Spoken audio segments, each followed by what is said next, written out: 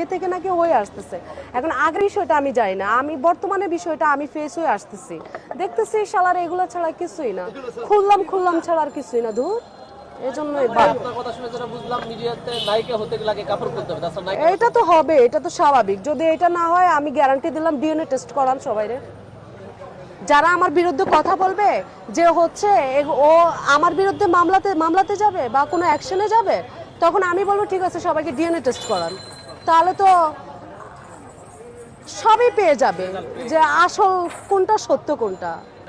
আমাকে আর কেউ কাজের অফার দিবে না, কারণ আমি না, কারণ হচ্ছে আমি তো তাদের মুখোশ খুলে দিচ্ছি, বা আমার জন্য অনেকের ইভেন আমাকে ফোনও করেছে। কি সিগারেট?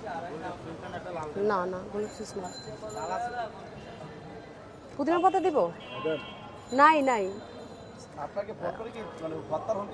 না না, হত্যার না, মানে বলছে যে তুমি সকল প্রযোজক নিয়ে বাজে কথা বলতেছো, এটা সেটা। তো আমি বলি আমি সকল প্রযোজকের কথা বলি নাই, আর সকল পরিচালকের কথা বলি নাই।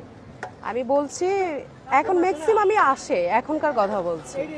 আগের কথা, আগের ডিরেক্টরদের সাথে আমি চলি নাই। ওই যে আজ শুধু সোহানুর রহমান সোহান ভাইয়ের সাথে চলেছি, গাজী মাহবুব ভাইয়ের সাথে চলেছি, আছে ব্যানসন, ডার্বি, লাকি। আর যেমন আমি হচ্ছে সোহানুর রহমান ভাই সোহানের সাথে চলছি, ওনার সাথে আপনার ফেসবুকে দেখেন, ওনার সাথে আমার ভালো একটা আন্ডারস্ট্যান্ডিং, অনেক ভালো মনের মানুষ। দেখেন আপনারা এখানেই দেখেন, সোহানুর রহমান সোহান ভাই আমাকে অনেক কথা বলছে এই মিডিয়া অঙ্গনে। ইভেন আমাকে বলছে বর্তমান মিডিয়াতে দৌড়াদৌড়ি করিস না। ওনার সাথে আমার কেমন সম্পর্ক হলো তুই করে ব্যবহার করে। আর আপনার আমার ফেসবুক লাভলি লিপি যেটা, এটাতে দেখেন ওনার সাথে আমার কোনো ছবি আছে কিনা, কতবার ছবি তোলা বাকি। চিবিন উনি 5 দিন মারা যাওয়ার 5 দিন আগে ওনার সাথে আমার দেখা হয়েছে। তো সোহানুর রহমান সোহান ভাই বলেছে যে মিডিয়ার অবস্থা ভালো না, এখন মিডিয়াতে পলিটিক্স ঢুকে গেছে, সবাই নির্বাচন নিয়ে ব্যস্ত, কোনো কাজের কাজ কিছু না। আর আমার মরণ যদি হয় এফডিসিতে যেন না নেয়, এভাবে কথা বলছে। পরে নিচ্ছে? নেয় নাই। তাহলে কেন উনি পুরনো মানুষ হয়ে ওনার এতটা কষ্ট ছিল? ঠিক আছে, তো ওনার সাথে কথাবার্তা আমার হয়েছে, তো আমি তো জানি। না না, আমাকে কি সব দিকে, নাটক ফাটক সব দিকে। আচ্ছা, প্রযোজকরা কখন করবে? প্রযোজকরা হচ্ছে, আমি তো প্রযোজক চিনি না, পরিচালকদের মাধ্যমেই তো হচ্ছে প্রযোজক আসে। তো তারা যদি ওরকম ইয়ে করে দেয় তাহলে তো কিছু করার নাই, ঠিক আছে, তারাই হচ্ছে বলে দেয় প্রযোজক।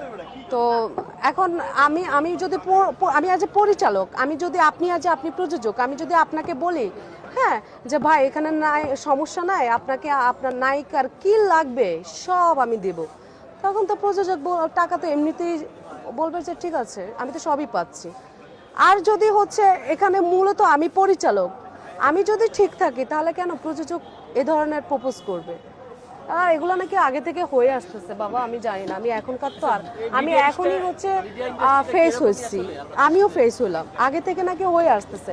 এখন আগের বিষয়টা আমি জানি না, আমি বর্তমানে বিষয়টা আমি ফেস হয়ে আসতেছি, দেখতেছি শালার এগুলো ছাড়া কিছুই না, খুললাম ছাড়া আর কিছুই না। ধুর, এজন্যই